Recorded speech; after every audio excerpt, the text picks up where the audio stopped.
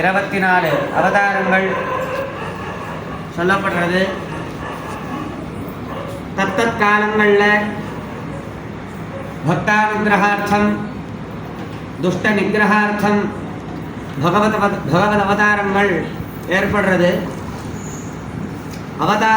அவதரணம் அப்படிங்கிறதுக்கு இறங்குதல் அப்படின்னு அர்த்தம். அவதரதி அப்படிங்கிற வினை சொல். அதை யார் பண்றாளோ அந்த மூர்த்திகளை நம்ம அவதார மூர்த்திகள், ராமாவதாரம், கிருஷ்ணாவதாரம், மத்ஸ்யாவதாரம், கூர்மாவதாரம், நரசிம்ஹாவதாரம் அப்படின்னு விவகாரம் பண்ணிட்டு இருக்கோம். தன்னுடைய வாஸ்தவமான நிலை, அதாவது நிர்குணமான ஸ்வரூபம், சத்தியம் ஞானம் அனந்தம் பிரம்மா அப்படின்னு எந்த பரமாத்மாவனுடைய ஸ்வரூபத்தை உபனிஷத்து வர்ணிக்கிறதோ, சத்தியஸ்வரூபி, ஞானஸ்வரூபி, அனந்தமானவர், ஆனந்தஸ்வரூபி அப்படின்னு எந்த பரமாத்மாவை உபனிஷத்துக்கெல்லாம் வர்ணிக்கிறதோ, ஆனந்தோ பிரம்மே திவ்யஜானாத் பூதானி ஜாயந்தே ஆனந்தேன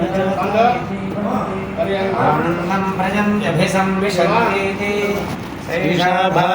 भार्गवीवारुणी विद्या परमे व्योमन् प्रतिष्ठिता यदेवं वेद प्रतिष्ठति अन्नवानन्नादो भवति महान् भवति प्रजया पशुभिर्ब्रह्मवर्चसेन महान् कीर्त्या.